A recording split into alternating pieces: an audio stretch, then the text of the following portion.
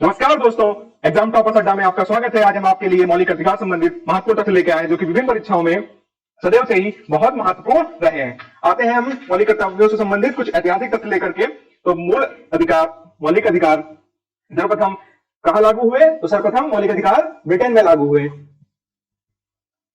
सर्वप्रथम मौलिक अधिकार ब्रिटेन में लागू हुए। जबकि विश्व का ऐसा कौन सा प्रथम संविधान था जहां पर मौलिक अधिकारों से संबंधित प्रावधान लिया गया था? तो वहां अमेरिका का संविधान था जहां पर सर्वप्रथम मौलिक अधिकार के प्रावधान जोड़े गए।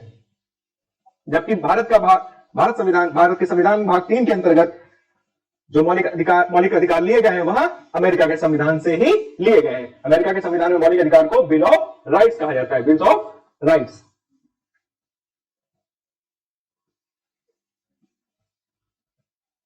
बात करते हैं भारत में 1928 नेहरू रिपोर्ट, जो कि मोतीलाल नेहरू द्वारा बनाई गई थी। नेहरू रिपोर्ट,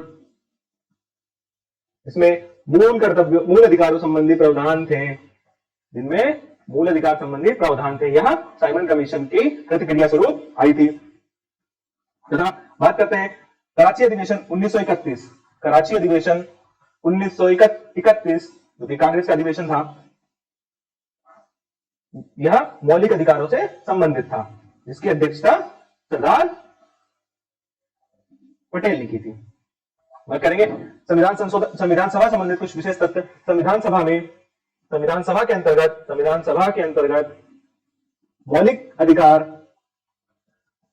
अधिकार समिति के अध्यक्ष थे सरदार पटेल, जबकि मौलिक अधिकार व अल्पसंख्यक उप समिति के अध्यक्ष थे जेबी कृपलानी। आगे बात करेंगे मौलिक अधिकार जो होते हैं वह स्वरूपता नकारात्मक होते हैं। मौलिक अधिकार स्वरूपता नकारात्मक होते हैं। नकारात्मक ये क्यों होते हैं? क्योंकि यह अधिकार नागरिकों को राज्य की शक्ति के विरुद्ध राज्य की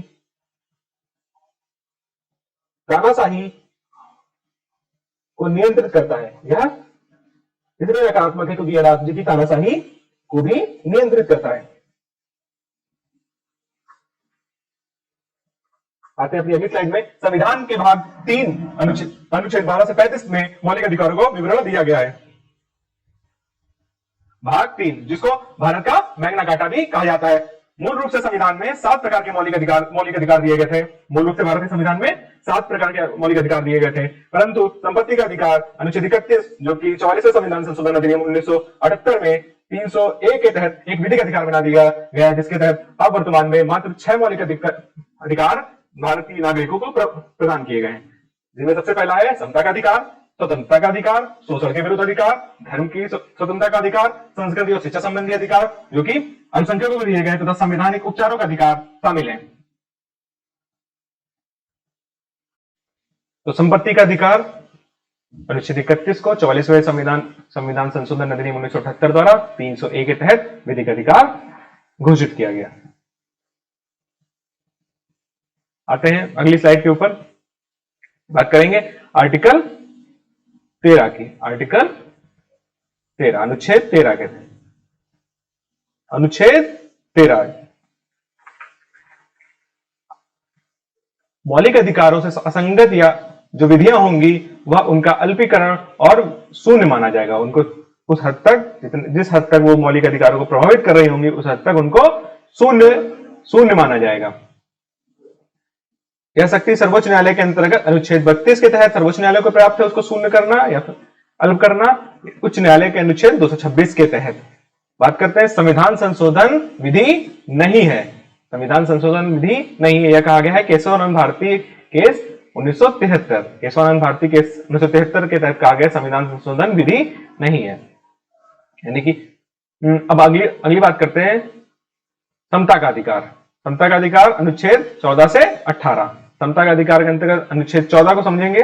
अनुच्छेद 14 के अंतर्गत कहा गया है कि भारत के राज्य क्षेत्र में किसी भी व्यक्ति को विधि के समक्ष समता या विधियों के समान संरक्षण से वंचित नहीं किया जाएगा।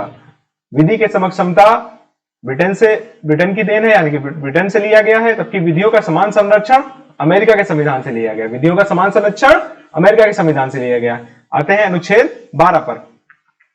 अनुच्छेद 15 पर धर्म, जाति, लिंग, वंश, जन्म स्थान के आधार पर विभेद का प्रतिषेध, अर्थात अनुच्छेद 15 के तहत यह प्रावधान है कि राज्य द्वारा किसी नागरिकों के प्रति केवल धर्म, मूल वंश, जाति, लिंग, जन्म स्थान के आधार पर विभेद नहीं किया जाएगा। जबकि इसका अपवाद है 15(4), इसके संबंधित शैक्षणिक संस्थाओं में आरक्षण संबंधित शैक्षिक संस्थाओं में आरक्षण संबंधी प्रावधान 15(4) के तहत दिए गए हैं।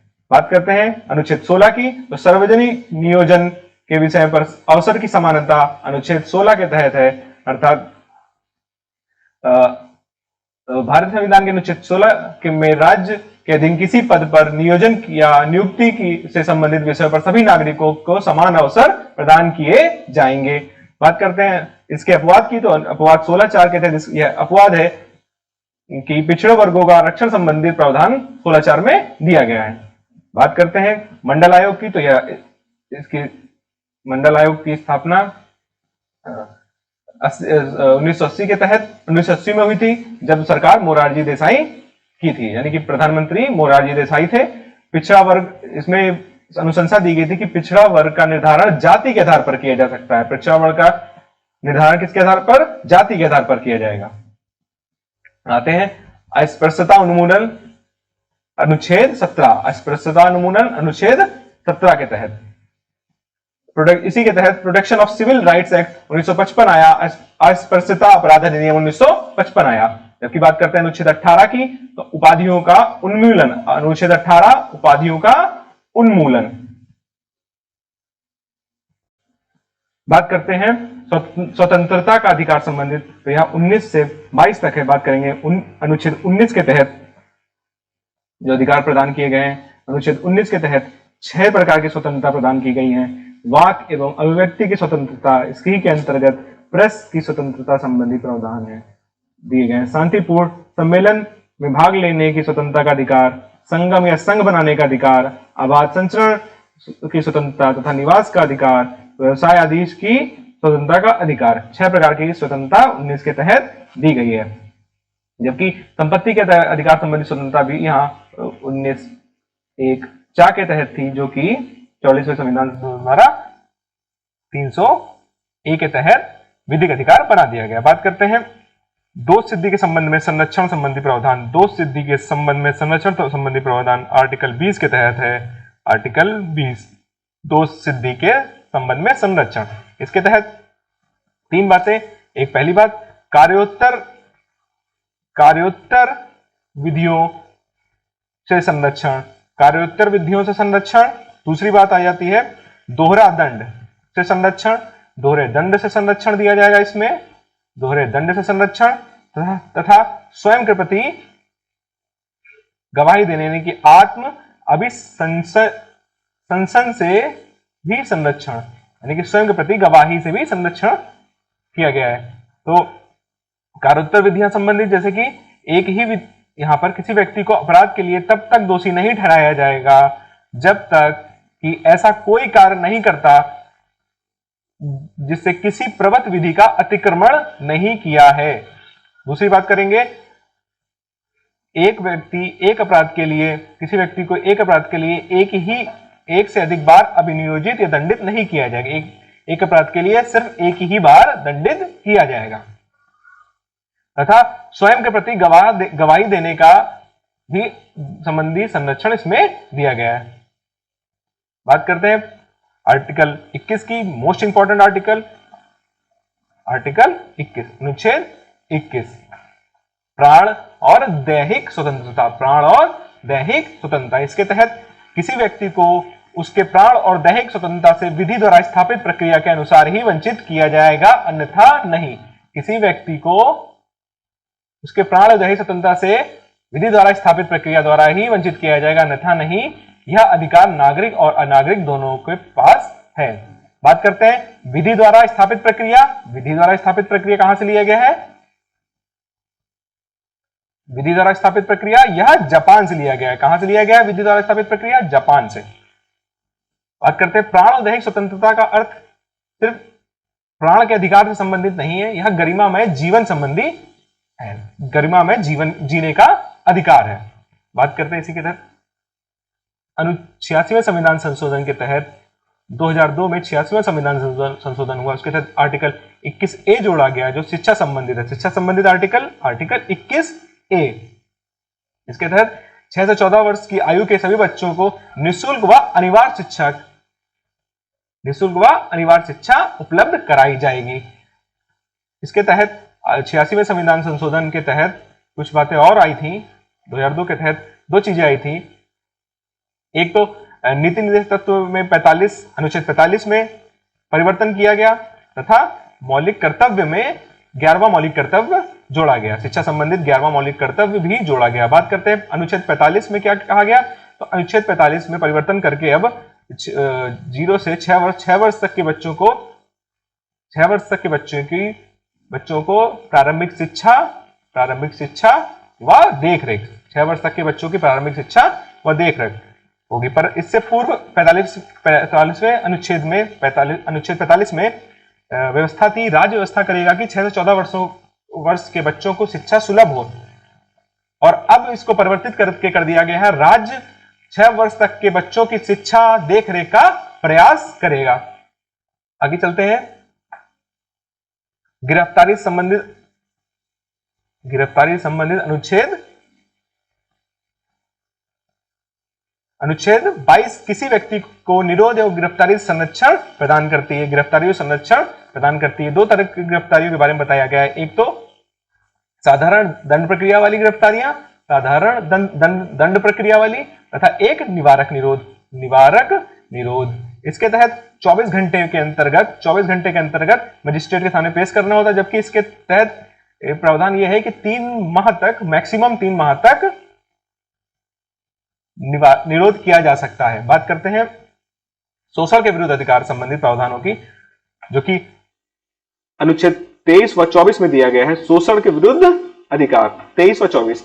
तो बात करेंगे अनुच्छेद 23 मानव तस्करी और बलात्कार संबंधित प्रावधान। इसके अंतर्गत भारतीय संविधान का अनुच्छेद 23 मानव तस्करी, बेगार या फिर बलात्कार श्रम, इसी प्रकार के अन्य बलात्कार श्रम के प्रकारों का प्रतिबंध करता है। इसी के तहत अनुच्छेद 23 के तहत ही बंधुआ मजदूरी अधिनियम 1976 आया था। बंधुआ मजदूरी अधिनियम 1976 किसके तहत आया था? बंधुआ मजदूरी अधिनियम आया था, बंधुआ मजदूरी अधिनियम 1976 अनुच्छेद 23 के तहत था। बात करते हैं अनुच्छेद 24। तो 14 वर्ष से कम आयु के बालकों के जोखिमपूर्ण कार्य में नियोजन का प्रतिषेध करता है। अनुच्छेद 24 14 वर्ष से कम उम्र के बच्चों के नियोजन का प्रतिषेध करता है। धर्म की स्वतंत्रता अनुच्छेद 25 से 28। धर्म की स्वतंत्रता अनुच्छेद 25 से 28 तक दी गई है। इसके अंतर्गत 25 के तहत बताया गया कि अंधाकरण, धर्म को अबाध रूप से मानना, आचरण करना व प्रचार करने की स्वतंत्रता। अंतःकरण, धर्म का अबाध रूप से मानना, आचरण व प्रचार करना संबंधी स्वतंत्रताएं दी गई हैं। बात करते हैं अनुच्छेद 25 के तहत अनुच्छेद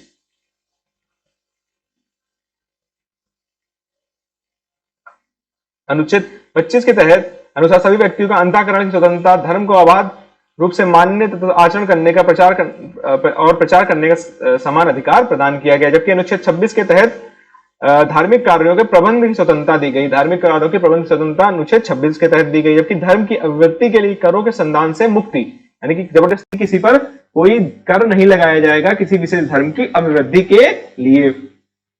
बात करते हैं अनुच्छेद 28 धार्मिक शिक्षा में उपस्थित होने की स्वतंत्रता।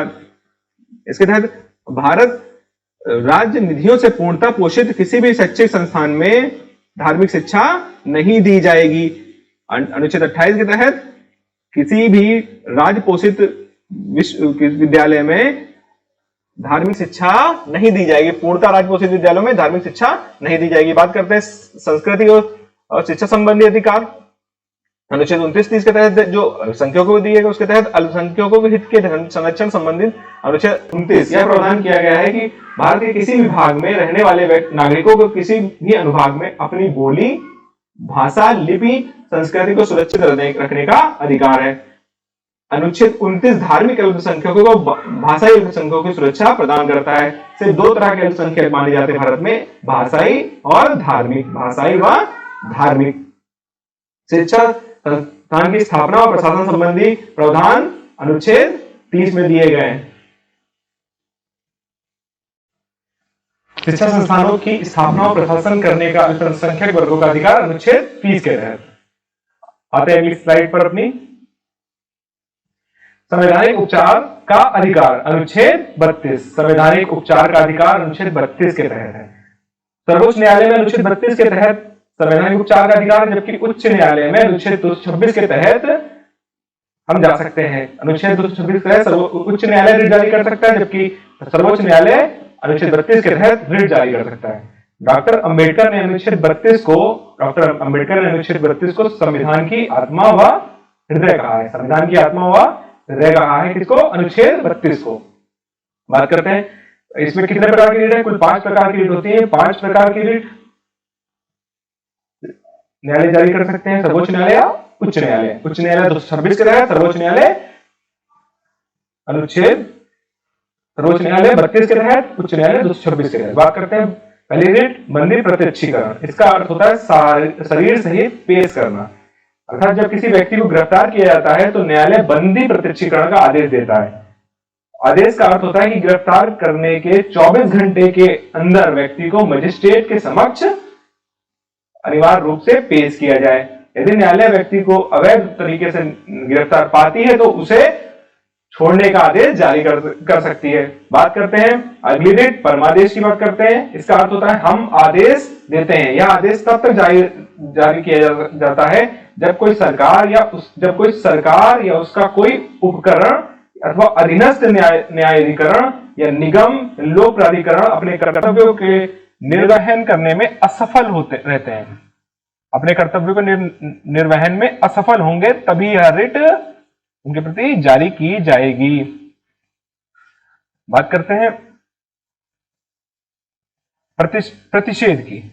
तीसरी रिट हम समझेंगे प्रतिषेध यानी कि मना करना। प्रतिषेध का अर्थ है स्टे ऑर्डर जारी करना है, फिर मना करना के नाम से भी जाना जाता है। इस अधिकार के द्वारा उच्च न्यायालय या उच्चतम न्यायालय अपने अधीनस्थ न्यायालय या अर्ध न्यायिक सिस्टम को कार्रवाई रोकने का आदेश देती है। अर्थात कार्रवाई लंबित होगी या कार्रवाई जारी होगी तभी कार्रवाई रोकी जा सकती है। यानी कि यह रिट जब कार्रवाई लंबित होगी तभी जारी की जाएगी। सिर्फ अधीनस्थ न्यायालय के लिए, सिर्फ यह व्यवस्था न्यायालय के लिए है, सरकार के किसी प्राधिकरण के लिए नहीं, सिर्फ न्यायालय के लिए जारी की जा सकती है। जबकि दूसरा बात करते हैं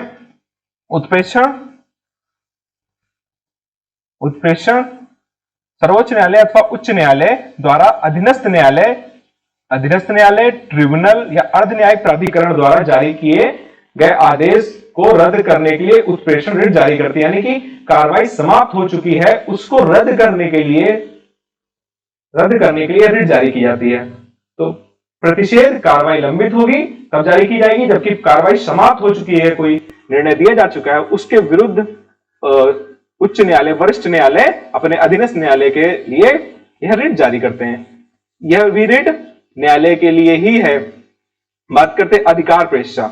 इसका अर्थ होता है आपका अधिकार क्या है। न्यायालय पूछता है आपका अधिकार क्या है। यह रिट तब जारी की जाती है जब कोई व्यक्ति किसी सार्वजनिक पद पर, किस पद पर? सार्वजनिक पद पर बिना किसी का अधिकार के कार्य करता है तो न्यायालय इस रिट के द्वारा उसके अधिकार के बारे में जानकारी प्राप्त करती है। उस व्यक्ति के उत्तर से संतुष्ट न होने पर न्यायालय उसके कार्य करने पर रोक लगा सकती है। यह 5 प्रकार के रिट बहुत ही महत्वपूर्ण है। आते हैं अगली स्लाइड पर। अनुच्छेद 33 संसद को यह अधिकार देता है कि वह सशस्त्र बलों, अर्धसैनिक बलों, पुलिस बलों, खुफिया एजेंसियों व अन्य के मौलिक अधिकारों को युक्ति प्रतिबंधित कर सके। यानी कि इनके मौलिक अधिकारों को प्रतिबंधित कर सके। संसद ऐसे नियम जारी कर सकती है। बात करते हैं अनुच्छेद